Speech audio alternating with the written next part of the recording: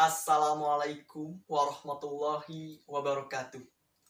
Salam sains cinta Mafikibo. Apa itu Mafikibo? Matematika, fisika, kimia, dan biologi. Perkenalkan, nama saya Ihsan Nugraha dari kelas 12 MIPA 1, kelompok 2, Matematika Peminatan. Pada pertemuan kali ini, saya akan menjelaskan materi tentang jeng. Apakah itu? Selang kecekungan fungsi trigonometri. Langsung saja cekidot. Oke, pada pertemuan kali ini saya akan membahas selang kecekungan fungsi trigonometri. Di sini, waduh, spidolnya habis sob.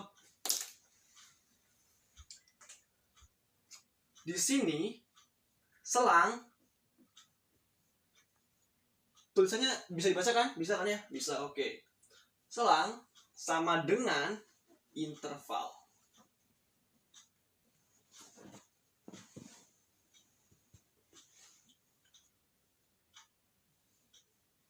Jelas tidak sob? Tulisannya sob? Jelas dong. Kebaca ya? Kebaca, oke. Selang sama dengan interval. Dalam selang kecekungan fungsi trigonometri itu ada yang dinamakan nilai stasioner. Apa sob? Nilai stasioner. Nah, nilai stasioner ini didapat dari apa sob?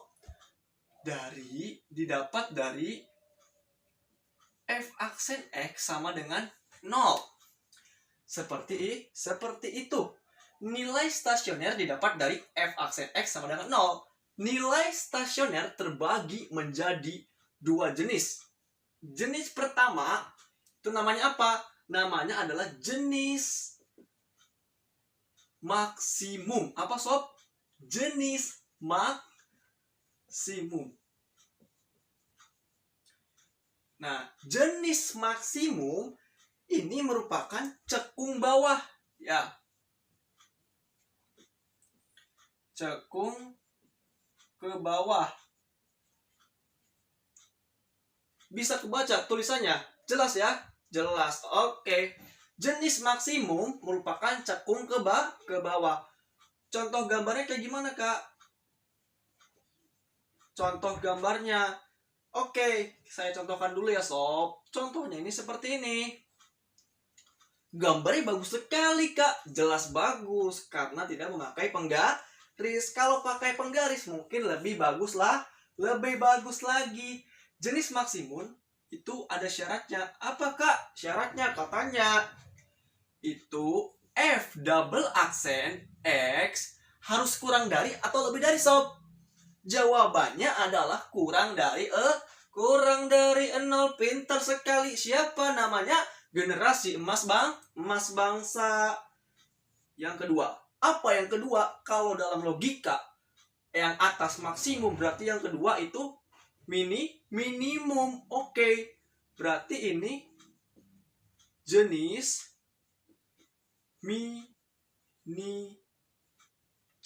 minimum. Kalau yang di atas cekung ke bawah berarti yang di minimum ini adalah cekung ke atas atuhnya. Cekung ke atas. Contohnya bagaimana, Kak? Oke, siap. Langsung saja. Contohnya seperti ini. Karena ini gambarnya kayak gini, berarti kebalikannya. Ini minimum. Oke. Berarti kayak begini. Waduh, rapih juga gambarnya.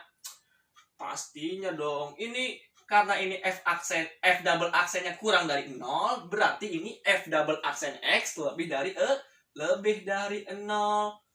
F double aksen x harus lebih dari 0. Seperti ini, sobat. Nah, nanti saya coba gambar ya, grafiknya itu ya. Kita hapus dulu aja ya, hapus dulu ini. Saya akan menjelaskan grafik gambar dari selang kecekungan fungsi trigonometri. Oke? Ini tulisan saya sudah bisa dibaca kan? Bisa. Oke. Oke sob, langsung saja kita gambar grafiknya. Siap? Siap. Langsung saja, cekidot.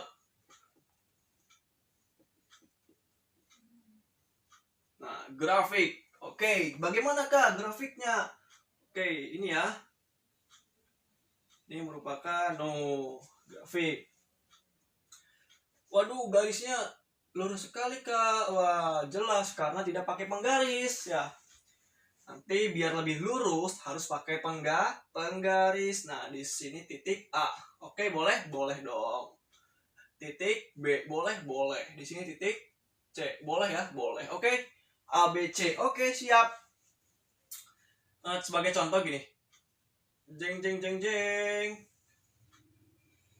Set. Nah,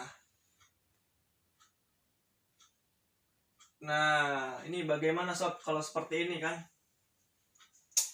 Bagaimana nih Kak? Jadi ini dinamakan cekung apa ini? Cekung.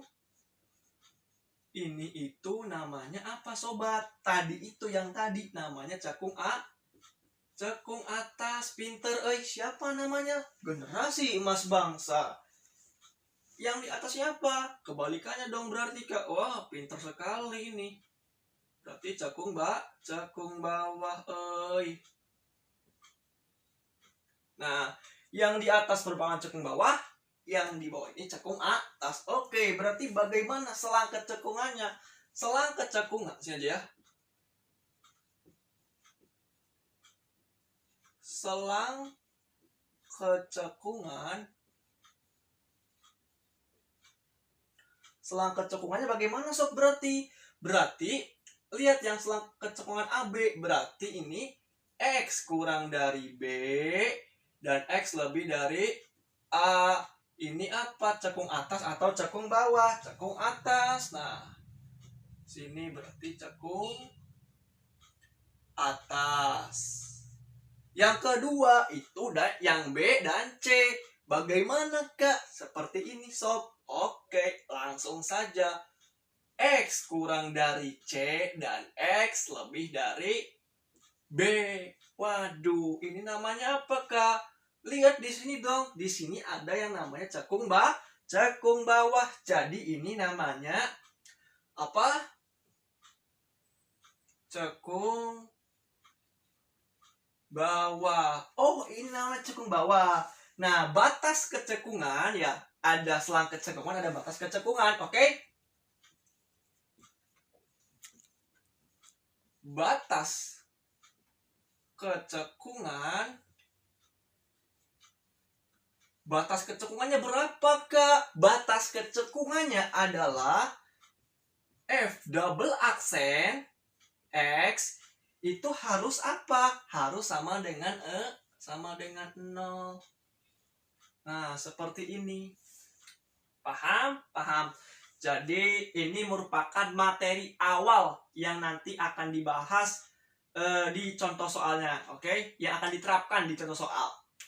Jadi seperti ini materi selang kecekungan fungsi trigonometri. Oke, langsung saja cekidot ke contoh soal.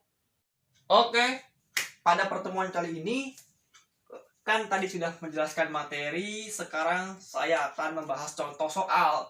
Ini contoh soalnya yang mudah saja dulu ya. Jadi seperti ini contohnya sobat. Tentukan interval atau selang di mana fungsi cekung ke atas dan di mana fungsi cekung ke bawah. Pada fungsi apa? Fx sama dengan sin X kurang dari 360 derajat, X lebih dari 0 derajat. Oke, langsung saja kita masuk ke pembahasan. Mari kita jawab sobat.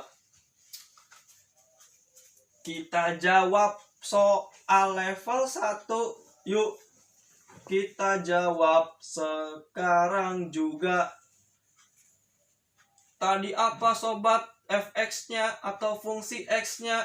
Jangan sampai lupa. Oke, Tadi itu fx sama dengan apa sobat? Tadi fx itu fx sama dengan sin x. Intervalnya berapa sobat? Sin x-nya intervalnya itu x kurang dari 360 derajat dan x lebih dari 0 derajat. Oh gitu. Berarti nanti jawabannya x itu harus lebih dari 0 atau x kurang dari 360. Oke, langsung saja Kak. Kita bahas. Oke. Fx. Nah, fx kan sin x kan? Nah, turunan pertama berarti f aksen. F aksen x berapa? Turunan pertama dari sin x itu berapa sobat? Turunannya adalah cos x. Ini apa? Turunan pertama.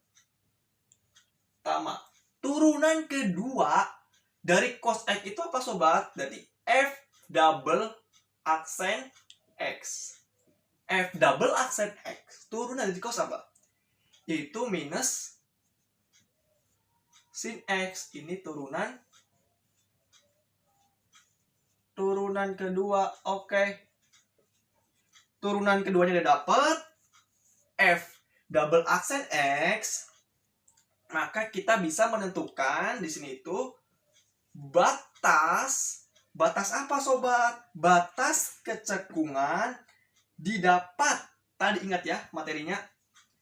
Batas kecekungan didapat jika apa? Jika didapat f double aksen x itu apa sobat? Itu sama dengan 0. Oh, seperti itu Kak. Oke. Berarti yang dipakai f double aksen x dong. Betul, yang mana yang dipakai? Yang ini yang dipakai. Yang ini gimana? Buang saja. Yang ini dibuang. Oke. Yang kita fokuskan turunan kedua. Oke. Langsung saja. Ini kan berarti minus sin x sama dengan berapa? 0 ya. Oke. Berarti bagaimana? Berarti kan sin x sama dengan 0. Nah, sin 0 itu berapa sobat? Nah, dalam kurung berarti sin 0 derajat itu 0. Betul enggak? Harus ingat tabel sin konstan. Jangan sampai lupa. Kalau udah seperti ini bagaimana sobat? Oke, kita langsung masuk rumusnya. Trigonometri. Waduh, papan tulisnya unik, sangat kecil. Maka dari itu, yang ini saya hapus dulu karena tidak cukup. Oke. Ini aja deh. Oke. Ini lanjut ke atas ya. Pembahasannya lanjut ke atas. Masuk rumus apa Kak? Rumusnya apa? Rumus trigonometri itu. Berarti di sini tuh x sama dengan ini kan 0 derajat nih, tinggal masukin aja. Berarti berapa? 0 derajat ditambah Kak dikali 180 derajat. Oh gitu Kak. Lalu bagaimana Kak kalau sudah seperti ini? Lalu kalau sudah seperti ini ya sudah, kita masuk ke titik uji gitulah intinya. Untuk x-nya harus lebih dari 0 sobat. Berarti kita menggunakan untuk K sama dengan 0. Nanti hasilnya itu x-nya berapa? Kita gantikannya kali 0. 0 kali 180 itu 0. 0 tambah 0 itu 0. Pintar Nah, untuk K sama dengan 1 itu berapa sobat? X-nya 1 dikali 180 itu 1. 180 ditambah 0 berarti berapa? 180. Oke. 10. Kalau K sama dengan 2 berapa Kak? Oke, coba ya. 2 kali 180 berapa sobat? Kan K-nya diganti 2, betul nggak? Oke, kita menggunakan logika perhitungannya. 2 kali 180 itu 360. Wah, nggak boleh tuh. Kenapa? Karena kan yang diminta itu kurang dari 360. Berarti hanya ini yang dapat. Ini juga minus, harusnya nggak boleh. Oke, berarti yang akan kita pakai adalah K sama dengan 1 dengan nilai X 180 derajat. Lalu bagaimana Kak setelah ini? Setelah ini kita membuat garis bilangan. Oke, garis bilangan. Kita buat garis bilangan. Siap? Siap. Masa tidak siap? Oke. Berarti kita buat garis bilangan nih di sini. Seperti materi yang tadi yang sudah dijelaskan oleh Kakak. Ya, oke. Garis bilangannya berapa sobat? Berarti kan garis bilangan F double aksen X. Nah, berapa? Gimana buatnya? Gini buatnya Kak. Oh gitu. Oke. Nah. Waduh, garisnya miring-miring sobat. Nih, bentar ya. Hapus dulu. Dibuat yang rada bagus dikit lah. Nah, udah lumayan lurus nih. Walaupun bengkok-bengkok sedikit. Ya. Nanti kalian di rumah harus pakai penggaris ya. Biar bagus. Ini berarti berapa sobat? 0 derajat. Ini berarti 360 derajat. Nah, 180 di mana sobat letaknya? Di tengah-tengah dong Kak. Betul sekali. Siapa namanya? Generasi penerus bangsa. Oke. Bagaimana kalau sudah seperti ini? Ya sudah, kita ambil titik ujinya. Nah, misalkan kita ambil titik uji,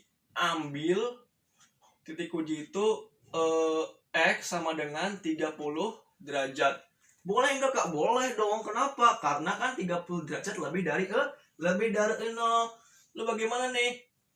Lu kan tadi apa? Min sin X. Nah, min sin X. X-nya diganti. Diganti berapa? 30 derajat. Berapa? Sin 30 derajat. Itu setengah. Ada minus. Jadi berapa sobat? Jadi minus setengah. Nah, berarti di sini itu kan minus setengah kurang dari 0. Nah, berarti yang 0 sampai 180 derajat itu hasilnya min. Oke, berarti kita sudah mengambil titik uji X sama dengan 30 derajat. Minus sin 30 derajat itu sama dengan minus setengah. Berarti kan minus setengah kurang dari 0. Artinya apa sobat? Artinya bahwa ini itu jenis maksimum. Jenis maksimum. Nah, seperti jenis maksimum. Kalau jenis maksimum berarti dia cekung kemana Kak? Nah, cekung ke bawah. Cekung bawah aja lah Kak. Oke, cekung bawah. Nah, berarti kita ambil lagi. Ambil yang mana Kak? Ambilnya berarti di sini itu ambil titik uji lagi. X-nya berapa maunya sobat? Kita ambil 270 derajat. Boleh? Boleh dong. Berapa jadi? Jadi minus sin 270 derajat itu berapa sobat? Sin 270 derajat itu min 1. Min 1 kali min 1 plus 1 dong. Nah, berarti kan di sini itu 1 lebih dari 0. Nah, berarti ini minimum maksudnya. Berarti kalau minimum cekung kemana Kak? Cekung atas dong. Oke, pinter kali sobat ambis. Cekung bawah gambarnya bagaimana Kak? Seperti ini sobat.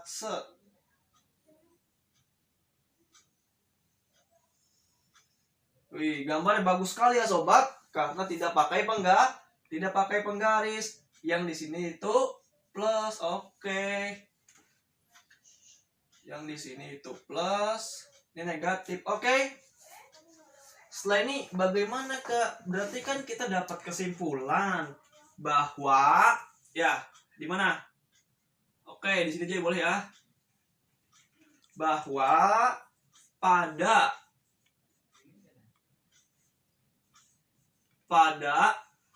0 derajat, maksudnya gini, pada X kurang dari 180 derajat dan X itu lebih dari 0 derajat, itu mendapatkan cekung bawah ya.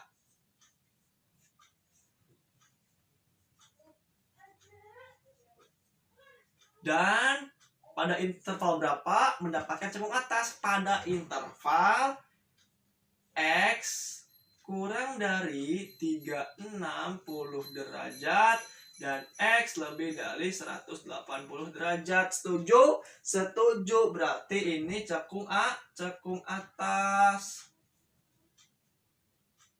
Tulisannya bagus banget ya sobat, karena papan tulisnya kecil harusnya ini papan tulis besar. Cekung atas. Nah, jadi kesimpulannya ini sobat. Nah, ini dia merupakan kesimpulan dari pembahasan soal atau sama halnya dengan jawabannya. Oke, nah ini.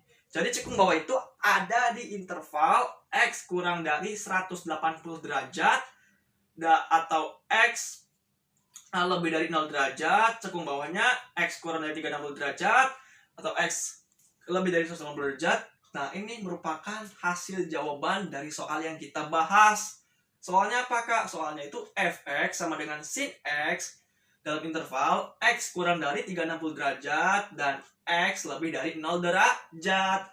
Oke, terima kasih telah menonton. Semoga ilmu saya bermanfaat untuk sobat semua. Kurang lebihnya saya mohon maaf. Wabillahi taufiq wal hidayah. Wassalamualaikum warahmatullahi wabarakatuh. Salam science. Baiklah sobat ambis, saya juga akan membahas yakni tentang penggunaan turunan fungsi trigonometri untuk memecahkan masalah dalam kehidupan sehari-hari. Pada kali ini saya hanya mengambil 2 contoh saja, oke? Untuk mempersingkat video. Jadi contoh yang pertama itu ada yang namanya menghitung apa? Sobat ambis, menghitung ketinggian. Menghitung ketinggian apa? Ketinggian gunung, lalu gedung, bukit, pohon, dan hotel. Dan lain-lain, dan lain-lain. Oke, jadi masih banyak ya. Menghitung ketinggian gunung, gedung, bukit, pohon, hotel, dan lain-lain. Oke, saya contohkan sebuah gambar. Anggap saja segitiga ini adalah sebuah gedung. Gedung apa tuh? Waduh, gambarnya bagus sekali Kak. Jelas bagus, karena tanpa penggaris ya. Segitiga ini anggap saja sebuah gedung. Gedung apa Kak? Oke, Kakak kasih nama ini gedung negara. Nah, segitiga ini memiliki sudut 90 derajat. Nah, dengan hal ini, itu seorang arsitek atau teknik sipil tuh bisa menghitung ketinggian gedung ini berapa. Jadi, logikanya ketika kita ingin muncak ke sebuah gunung, lalu kita tidak tahu tingginya berapa, apa yang akan terpikirkan? Pasti banyak yang berpikir, kira-kira saya sampai ke gunung ini jam berapa? Nah, kan kayak gitu. Kalau sudah ada ketinggian gunungnya, itu kan sudah jelas. Artinya kita bisa memperkirakan juga. Nah, jadi turunan fungsi trigonometri ini sangat penting dalam kehidupan. Oke? Jadi contoh yang kedua, langsung saja. Contoh yang kedua, apakah itu? Sabar sobat, ini papan tulisnya kecil sekali dan unik. Saya harus menghapus ini. Oke, contoh yang kedua. Itu kita akan menghitung ketinggian gelombang air laut. Apa sobat? Menghitung ketinggian gelombang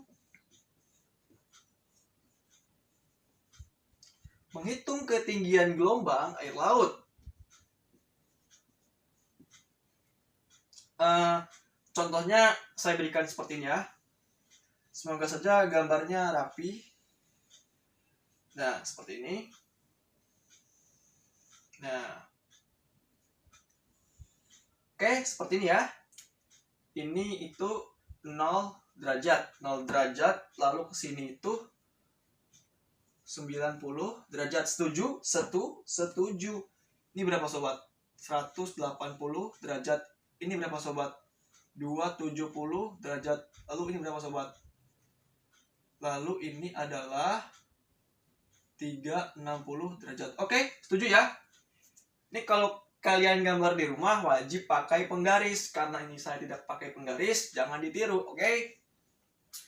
Nah, saya akan contohkan sebuah gelombang dengan grafik sin. Oke? Siap sobat? Siap, langsung saja. Jadi seperti ini sobat, gambar ya. Set. Nah, ini anggap saja ini adalah gelombang air laut. Ya. Anggap saja gelombang air laut ini ya. Jadi di sini juga gelombang air laut itu bisa dihitung dengan menggunakan konsep turunan fungsi trigonometri. Simpelnya seperti itu. Mungkin saya hanya mencontohkan sin saja karena yang cos dan tan itu mungkin kalian juga udah pada tahu ya.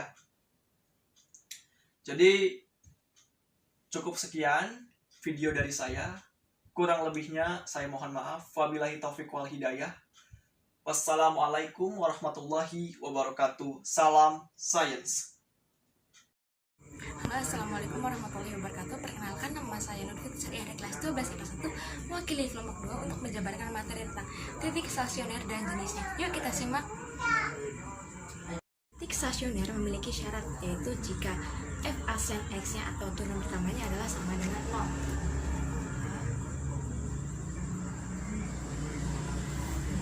Nah, titik stasioner juga memiliki beberapa jenis. Yang pertama yaitu titik balik maksimum.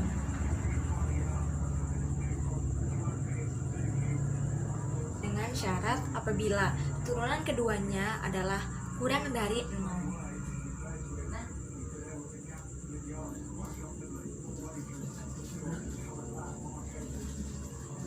Dan yang kedua adalah titik balik minimum.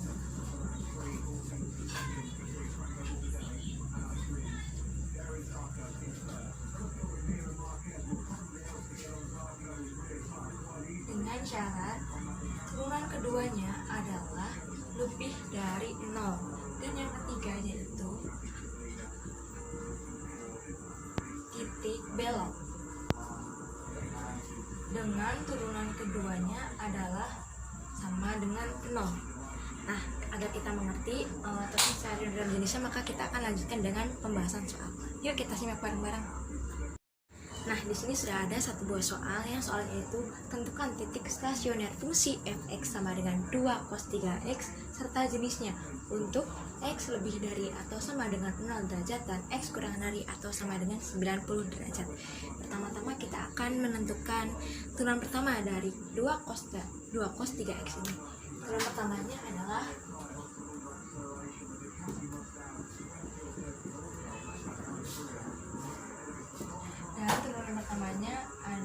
menjadi min 6 sin 3x.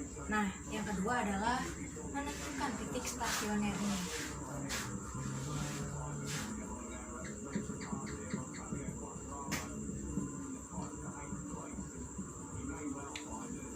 Yaitu dengan syarat turunan pertamanya atau f aksen x sama dengan 0, maka min 6 sin 3x sama dengan 0. Nah, setelah itu menjadi sin 3x sama dengan 0. Setelah ini kita akan cari nilai dari 0 ini sin ada sin apa aja sih? Maka terdapat dua. Yang pertama adalah sin 3x sama dengan sin 0. Dan yang kedua adalah sin 3x sama dengan sin 180. Nah, sin 0 dan sin 80 itu adalah nilainya 0. Maka menjadi X sama dengan 0. Dan ini menjadi X sama dengan 60 derajat. Nah, selanjutnya kita akan mensubstitusikan nilai X ini ke dalam fungsi fx yang tadi kita ada di soal itu. Nah, pertama f 0 derajat sama dengan 2 cos 3 0 derajat. Nah, maka hasilnya menjadi 2. Nah, maka ini menjadi 0 derajat, 2. Selanjutnya adalah f 60 derajat sama dengan 2 cos 3 dikali 60 derajat, maka hasilnya adalah min 2. Maka 60 derajat, min 2. Nah, selanjutnya kita akan membahas tentang jenis stasionernya itu apa. Nah, selanjutnya kita akan menentukan jenis stasionernya. Untuk menentukan jenis stasionernya, kita menggunakan fungsi turunan yang kedua. Maka kita akan tulis dulu fungsi turunan pertamanya. Turunan yang pertama tadi adalah min 6 sin 3x. Maka turunan yang keduanya adalah min 18 cos 3x. Nah, kita akan mensubstitusikan nilai X tadi yang sudah kita temukan 0 derajat dan 90 derajat ke dalam fungsi turunan yang kedua. Oke, kita tulis dulu. Untuk 0 derajat menjadi min 18 cos 0 derajat. Nah, maka nilainya menjadi min 18. Nah, teman-teman, min 18 ini kurang dari 0. Maka termasuk ke dalam titik maksimum.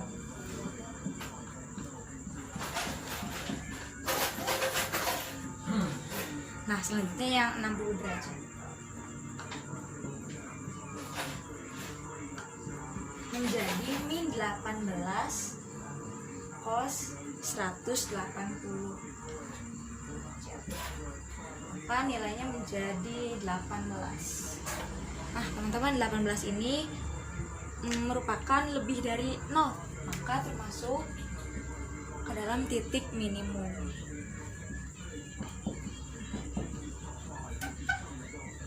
Nah, sampai sini sudah selesai ya. Sekian presentasi dari saya mewakili kelompok kedua. Kurang lebihnya mohon maaf. Wabillahi taufiq wal hidayah. Wassalamualaikum warahmatullahi wabarakatuh. Assalamualaikum warahmatullahi wabarakatuh. Perkenalkan, nama saya Zahra Regita Kamesti dari kelas 12 kelas 1.